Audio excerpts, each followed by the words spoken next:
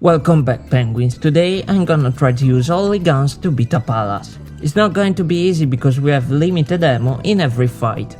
To make the challenge harder, I can equip all the things available in this part of the game, and we can customize the weapons. Before infiltrating the palace, I visit AY, downgrade my weapons, and equip an accessory that seems useless, so I could be ready for the journey.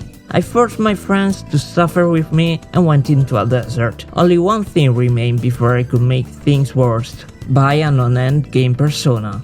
Because I don't know if stats affect the gun's damage. It was time to start and we entered a pyramid where we found a closed door. So we chose to end our journey and go back home to avoid pain. But a girl blocked us and asked us to take back something from a bandit. As a good simp, I couldn't ignore the request and I went to the near town. The first thing I wanted to try was to see if I could win a fight with guns only, and an unsuspecting shadow was near us and he offered himself for the social experiment. The start wasn't the most exciting. The damage was enough to scratch the enemy, but ammo don't replenish in a fight. In the mid of a panic, for the first time, the right tutorial appeared in the right moment. The mid-battle party change was the solution for our problem. If we finish ammo with a party member, we can use the ability to change it with another one. No, that wasn't the only good thing. Some guns created with the itemize can even inflict status change, and that weapon was perfect for a fight with more enemies, because that make an enemy attack another enemy, and they deal more damage than an entire magazine. The downside of this great power is that the effect ends after a turn. All my effort and strategy weren't enough to kill all the enemies. But our first fight ended in the strangest way as possible, without me using something that wasn't guns, but with the enemies that panicked and used emergency escape to run away. This encounter left me with so many questions. Was it an accomplish or a failure? The gun sucks or not? Morgan is a cat or a mate? To eliminate every doubt, I started another fight and I met a flying lion weak to our challenge. It wasn't enough to make me feel better, and one last shadow was living peacefully. So I tried one last time, and it was the same fight as the first one, with a mistake. I request assistance to someone, but it was no mistake, because this stranger used a gun. That means that this doesn't count as a failure. The fight ended with some enemies that escaped and one kill because of the stranger. Only one thing remained in the city, and it was to simp. We met the bandit we were searching for and started a tag game. The shadow, infuriated that he was losing, started a fight. I used all the ammo to try to kill him, but it wasn't enough, even while changing my party members. And when we were out of ammo, I chose to let the enemy kill me. While guarding, you take less damage and every weakness to an element disappear. So to skip turns and to make things easier, I wasted items. It's strange that the faster way to die was to heal myself. But dying wasn't an easy task. Jokers start to evade all the shadows attack only when you want to take damage, and when I thought my time has come, Ryuji chose to take the damage in my place. After a long time, finally the enemy was able to do the only thing he was created for: killing Joker. In the end screen I could restart the fight without reloading a save, but I had a plan in mind. Mona's gun can inflict sleep status, then deal technical damage and then activate the button pass. I thought that was the only way to kill the enemy, but the only thing I was able to do was to let Joker die. In the meantime, I found out that Makoto's gun is bugged, because she doesn't have ammo when you change your party mid-fight. After a lot of restart, my plan finally came alive and failed. The damage wasn't even enough, so I restarted the game, but I needed to change something. There were things I could do to make my life easier. Use an endgame gun, use an endgame accessory, buff our party with attack up, debuff the enemies with defense down. But I didn't want to make a challenge, not a challenge, and all the options were perfect for ruining the suffering. While exploring all the possible solutions, I was able to find one that was perfect for me, and it's an accessory usable in this part of the game: the rest ring that gives you attack up at the start of the fight. And when I was ready with all the 6 strings, I went back to simp, tried the fight to see if something was different, and it wasn't.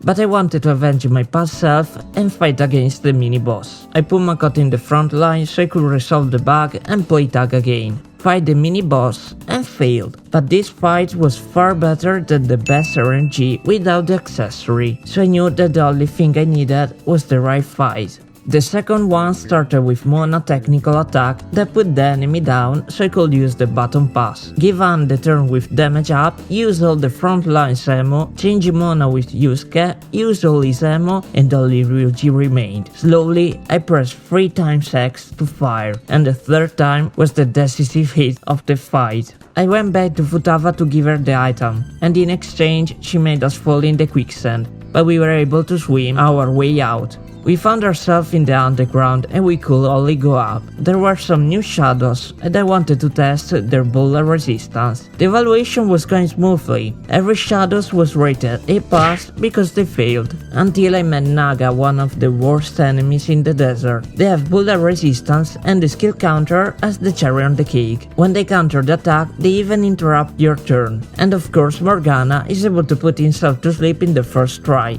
I couldn't kill both with guns only, even taking the brainwash status in consideration, so as bullet resistance I gave them T for trash. The best option for me was to escape, and I think I finally understood why Atlas gave us this ability. After the fight, I was able to escape the cavern and reach a corridor, where I met the strongest normal shadow in the palace, and I was able to kill him with guns. Right after, there was a savage enemy, and my curiosity to see how strong I was brought me to despair, because Anubis learned from Naga my weakness, and the only thing I could do was to escape. That means T even for him.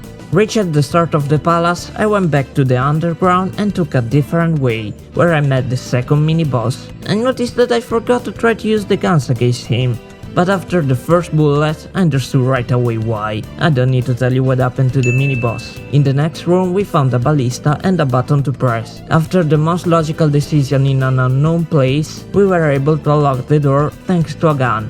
A bigger gun that can destroy a wall. While exploring, we found some strange Anubis statues with a glowing gem. My gamer experience told me to take them with me, and that's what I did. Strange enough, I was right, because they helped me unlock the main door in the pyramid. In the next section, we found another closed door and a smaller one open, where I met Futaba again. Even this time, she tried to kill me, not 1 but 3 times. We found another Anubis statue, but this time something was off. My gamer experience didn't activate, and the slab talked about a curse.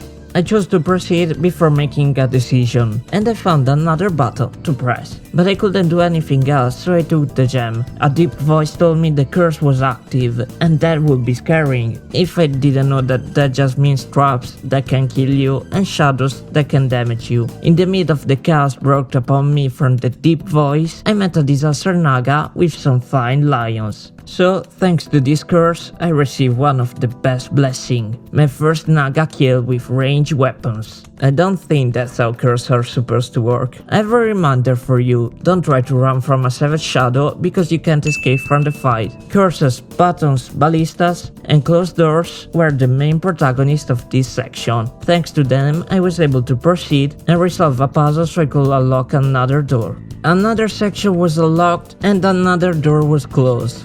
To celebrate our progress, Futaba tried to kill us another time. The only way to proceed again was to resolve a puzzle, a bits puzzle, things for fake hackers, and to press another button that broke the trap. But after a puzzle, there's another puzzle to unlock another closed door. Only one last door was between us and the door. To unlock it, there was the usual drill: buttons, secret buttons, ballista, curses, and a puzzle. The only new things were a treasure demon that ran away and some floating passages. We found another mini-boss, but it was the same as last time. So you already know what happened, right? I tried to fight against the last Sea's Guardian, but his form was enough to understand that he took air in the bullet resistance. But that sign didn't stop me because I can read, so I used the gun anyway. Finally, one last closed door remained. To open it, we needed Futaba's help. We went back to real life and the next day we visited her. Finally, we were able to reach the last part of the palace. I fought against some shadows thinking something new happens, but I only found out the ammo doesn't replenish in consecutive fights. Cross the last door, we reached the boss. The fight is unique, the gun's damage is increased and you can't miss even with zero accuracy. But when we finished all the ammo, we retreated from the fight. In the meantime, something was happening between Futaba, and this interaction brought her to help us and awaken her persona. The fight started with Futaba damaging the boss, and since it's not something I have control of, I count it as a fail. Our ranged weapons had limited ammo, so we needed a better gun, and what's better than a ballista. The fight became a verbal confrontation where with the right answers, the boss takes damage. And these words can break someone. After some turns, Yusuke used the ballista that hit the boss, so we used an all-out attack. Wait, we can't use it! I could restart right away, but I wanted to see how far we could go, and our ammo stock was replenished, so why we shouldn't waste it? At the end, the damage wasn't enough, and I waited some other turns to see if our verbal confrontation would continue or someone could use the ballista again. But nothing happened, so without anything else I could do, I restarted the game. I changed the party members to increase the number of ammo I could use before the fight, in case Futaba's damage depends from the first part, but it was even less the last time. At least the ending was the same. I restarted the game. This time I wanted to bring a victory at home, so I equipped all the endgame guns and started another fight. I wanted to use only ranged weapons, so I ignored the ballista. To win the fight, I used all the ammo, but the decisive hit came from the verbal confrontation.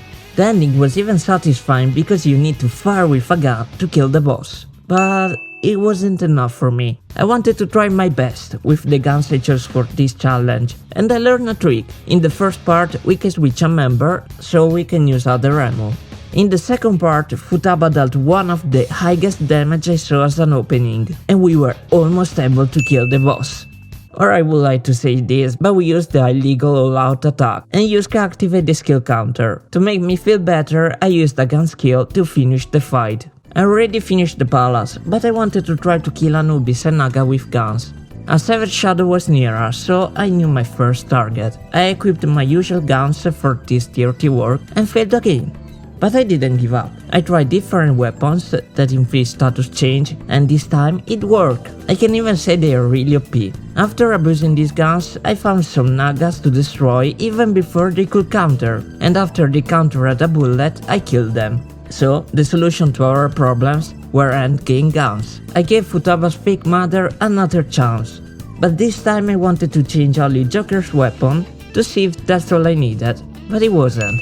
So I tried HR weapons that have more damage but less accuracy. In this fight you can miss, and they do a good job, so if you can customize your weapons, you know what to do against this boss. So penguins, that means you can beat a palace with guns only if you have OP weapons, and you can avoid enemies immune to guns.